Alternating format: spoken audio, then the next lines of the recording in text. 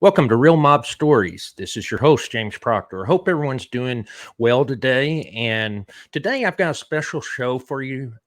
This is Labor Day. And one of the things I always noticed back in the day growing up and everything, you would always have these countdowns. You'd either have if you remember, you used to have the Jerry Lewis muscular dystrophy countdown show. It was like, I don't know, I think it's like originally like 24 hours or something. Then it started getting smaller. But Jerry Lewis raised, I don't know, over $1 billion for muscular dystrophy. And I remember you'd have Dean Martin, you'd have all these guys on there for the show. And so today, what I'm going to do is actually do a countdown, kind of similar to what they've done with music. You've had the countdowns of the top 500 rock songs or the top Beatles songs, all of that. And they usually do it on Labor Day. But what I'm going to do for us is talk about the top 10 mob genre shows that's actually hosted by a mobster, either an associate or a made guy. The way we're going to break it out is really by number of subscribers. We're going to talk about how their growth has been from January 1st of this year to the present date. And so I'm going to tell you who's doing good, who's not doing so well. I'll tell you what I think is going well for these shows and what I don't like. And so I'm sure I'm going to ruffle some feathers with this, but if you like this show, please hit the like button and also consider subscribing to Real Mob Stories with James Proctor. And without further delay, on to our feature presentation. Okay, so we're going to start off going through the countdown from number 10 to number 1 on the top mob genre shows based upon number of subscribers. And the qualifications are that the host of the show had to either have been a made guy or an associate of one of the mob families. So number 10 is Bobby Luisi.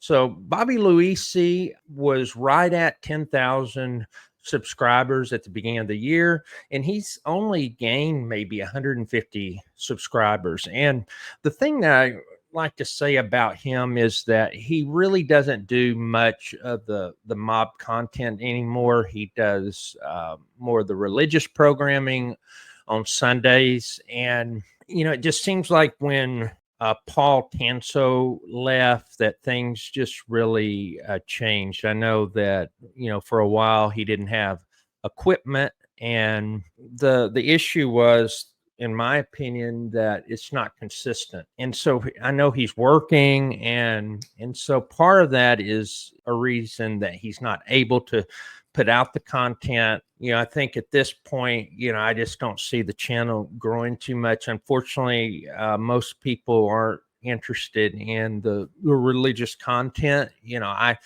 don't have a problem with it, but at the same time, most people aren't in it. So, I suspect that, the channel is going to continue to struggle to grow and pick up new subscribers. All right, number 9. Dominick Cicale. So Dominic's actually grown his channel about 20% this year.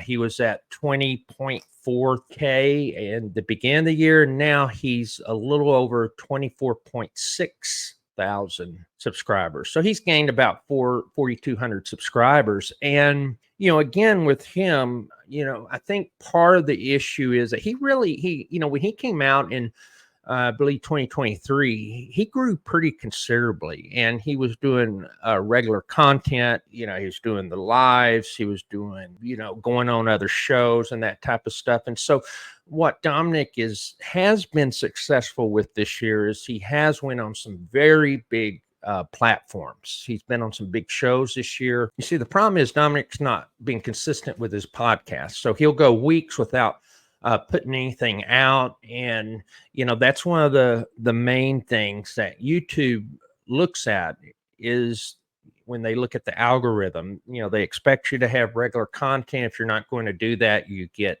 you get punished. And so I think a lot with Dominic's going to depend on what he does. Is he going to take this seriously? Does he want to grow this channel, or is this not something that he's got the time for? And I know he's really busy. I know that he's got a lot going on in his life, but at the same time, I think that he's going to struggle to grow the channel if he's not able to put out content on a regular basis. Now we'll go to number 8 is Mikey Scars. So Mikey Scars, no excuses. That's it's a little bit misleading when you look at the numbers. So in January, he had 22.2 thousand. Now he's grown it by about 11% to 24.7 thousand.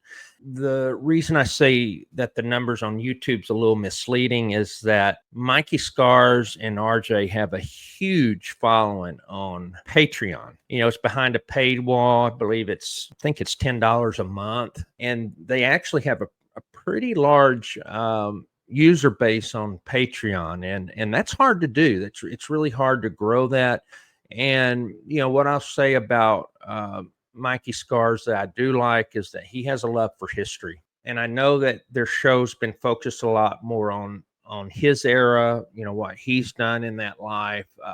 They went through the John Gotti stuff. I think that if someone that enjoys history, that wants to learn inside information about the mob, they're going to find things useful, with Mikey Scars. And what they use YouTube for is they put clips of their Patreon content out on YouTube, and that's used to, really as a teaser to get people interested and to want to subscribe to Mikey Scars. Obviously he's an informant. He's put away, something like 90 people. But at the same time, if you're just looking for the history, I feel that he's credible. RJ's sharp, a really smart guy. And I think you're going to really enjoy it. And, it's one of the few channels that I think that's worth, paying a premium for to get to their content. And they do put out a lot of content, and they have a very what I call a cohesive user community. And so YouTube, is that going to grow? Yeah, they're going to continue. I suspect you'll still see the 10 to 15% growth yearly, but at the same time, their focus is more on Patreon. All right, so now number 7 is Jimmy Calandra. So, if you look back in January, he was actually in the number 5 position of number of subscribers. And, Jimmy has lost 2 spots. Mainly, he's having the same problem that, Dominic and Bobby Luisi's had, where he's not consistent with his content. And, Jimmy, in my opinion, he's changed a lot from where he was at, a couple of years ago when he first started. It's probably been more like 3 or 4 years when he first started, and he was telling the stories of Bath Avenue and everything. He had regular content. He would have, guests and that type of thing. And it just seems like the past year or so, he's just maybe lost focus on it. I know that he's got a full-time job. He takes care of his family. So I understand a lot of that. But, since January, he's gained about 900 subscribers. He's went from 29.9K to 30.8K, and which is a 3% growth. And he's lost 2 slots. And, Jimmy, if you look at him 3 or 4 years ago, he was up there, one of the top names. He was well known. He had been on, what was it, Discovery Channel, I believe, for where he talked about being part of the Bath Avenue crew. And I think part of what's also hurt Jimmy is how he reacts to people. He can be sensitive. He can get angry. He feels like he needs to lash out to people that go after him. And for me, it's not good to be fighting behind a computer. That's not going to do anything. And I know that there's people that don't like Jimmy. And with that said, I don't know what his plans are. I don't think that he's taking this as a priority in life right now.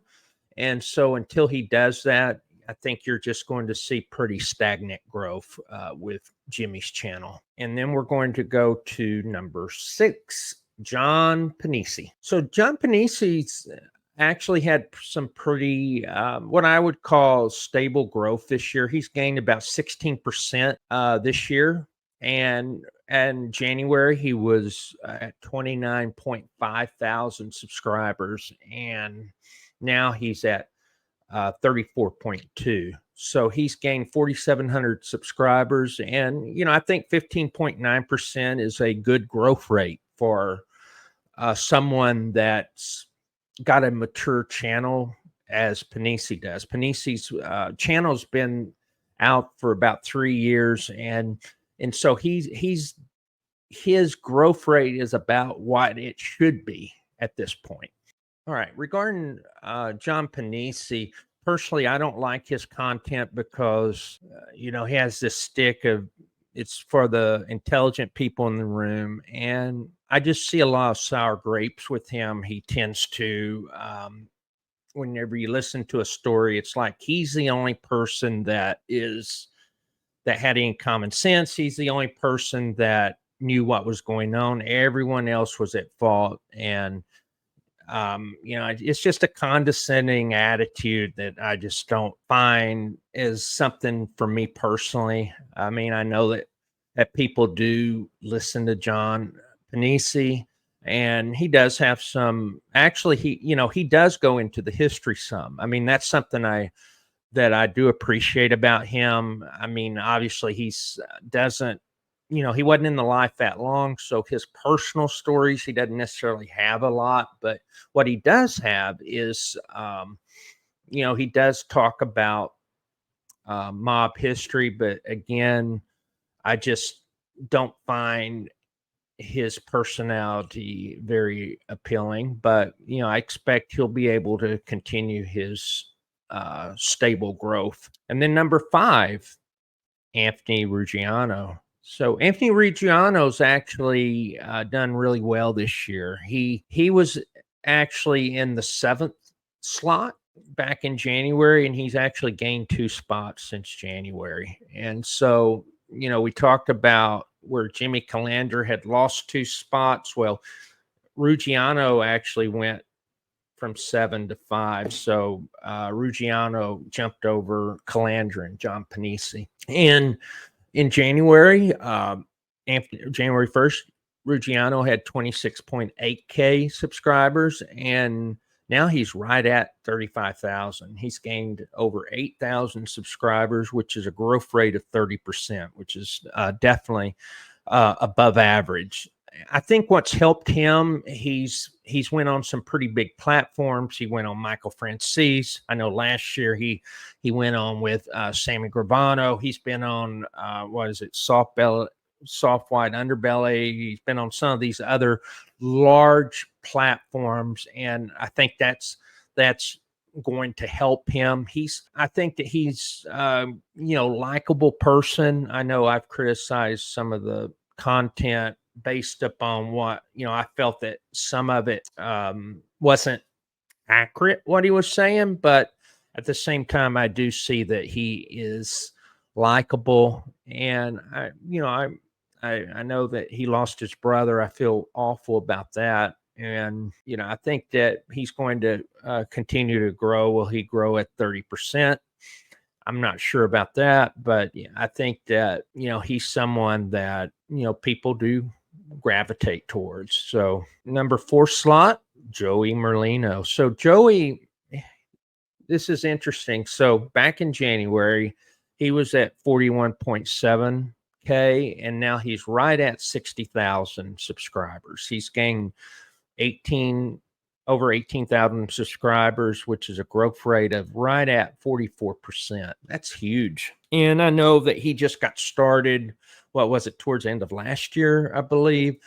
And also, part of the numbers are going to be a little bit misleading because Joey is on Patreon as well.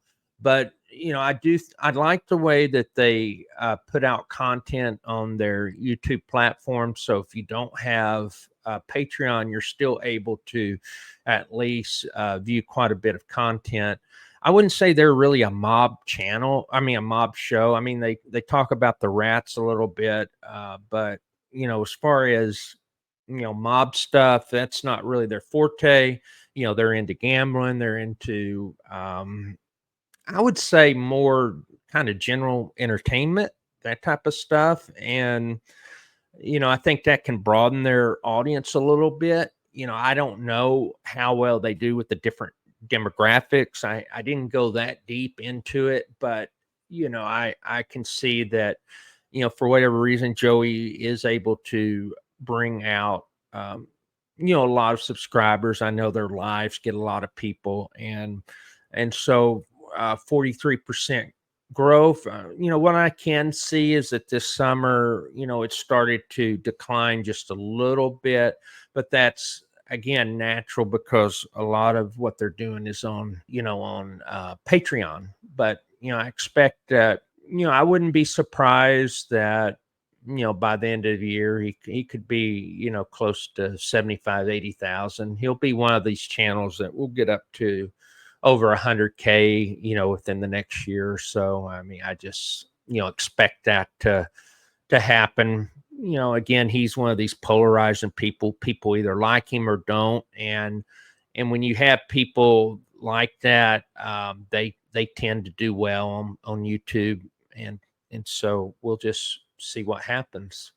Number 3, John Alite. So John Alite, he was at 89,000 subscribers in January, and he's now at 98 and a half. He's gained 9,400 subscribers this year, which is about 10.5%, which isn't too bad. John Alite, I've not really been a fan of his. I'll be honest on that. He has been around for a long time. I know that he's got name recognition. I think even with just the name recognition, that's going to, help him get above 100,000 subscribers in the next couple of months. I'm not sure that he's as relevant as he used to be. I think that I think the 10% growth, it makes sense for where he's at. I think he's got a good production team. I think that he's got a professional, studio. I think a lot of that stuff goes a long ways. It's just that he's not necessarily likable, and he has a tendency to make up stories, according to a lot of people. And I just think that that's going to always be part of, his limiting growth factors. That just doesn't have that likability. At the same time, he's been doing this for a long time. For someone that's not a made guy, he's an associate with the Gambinos to, nearly 100,000 subscribers. You have to, hand it to him. He's done a good job. And then number 2 is, no surprise, Sammy Gravano. So in January, Sammy Gravano had 587,000 subscribers, and today he's gained 20,000 to 607,000. That sounds like a lot. You have 20,000 new subscribers, but his growth rate's 3.4%, which really isn't that good. I mean, I know that he's got a mature channel, one that's established. You would still think you would want to have closer to, 8 to 10% growth. But I think for what I think the problem with Sammy is that he's relies too much on his lives. Sammy was at his best when he was doing scripted content. He was at his best when he was working with James Carroll, when he was working on Our Thing. And those episodes, they captivated people. They allow people to really be immersed into the story. And the problem that I have with Sammy with the lives is that, I know he tries to be funny, and he can be very entertaining, but a lot of what he says is disgusting. I don't like when he, some of the stuff that he says about people, the threats, obviously he, threatened me. I'm not too crazy about his team. I feel like a lot of what they're doing is they're just doing this for the money. And then he's got a lot of fans that, they're fanboys. At the same time, it's not even close. Sammy's number 2 in this genre. He's going to continue to stay there. I know that he's looking at doing more scripted content on like documentaries and that type of stuff. I know he's trying to do stuff with Hollywood. So if he gets a scripted show or any of that comes out and it's actually put out on Netflix or one of these major networks, you're going to see Sammy get a pretty good boost in his subscribers. I mean, you can't take away 607,000 subscribers, but at the same time his growth rates a little bit stagnant. But I can say that this summer he's actually kind of improved. He was more stagnant actually in the first few months of the year. I've noticed that he's kind of edged up a little bit this summer. So we'll see what happens. And then number 1, no surprise, is Michael Franzese. So Franzese, this is an amazing story. I have to say this is an amazing story because Michael was at 1.12 million subscribers in January. 9 months later, he's at 1.34 million. He's gained 220,000 new subscribers since January with a growth rate of 20%. And to me, that's just amazing. And the reason that's amazing is that when you get a mature channel where Michael is, you don't see that type of growth rate. You would be expecting something more like 5-8% growth, but Michael is doing a great job with his brand. He is the one person that's transcended and gone beyond the mob genre into actual general entertainment. He's an actual celebrity that people know outside of the mob genre. He's got all the businesses. He's got he does the public speaking. He does he's going on these documentaries. He's got a scripted show that will be coming out. And I think what you see with him is that he's got a professional team around him. He's also positive. He's been able to also gain he's been able to gain the women audience. That's something that none of these other people have been able to do. Is most people in this genre, you have a maybe 5% female, and I think Michael's probably 15 to 20%, which is pretty amazing. But the reason for his success too is he went overseas. He was we're on some pretty big platforms.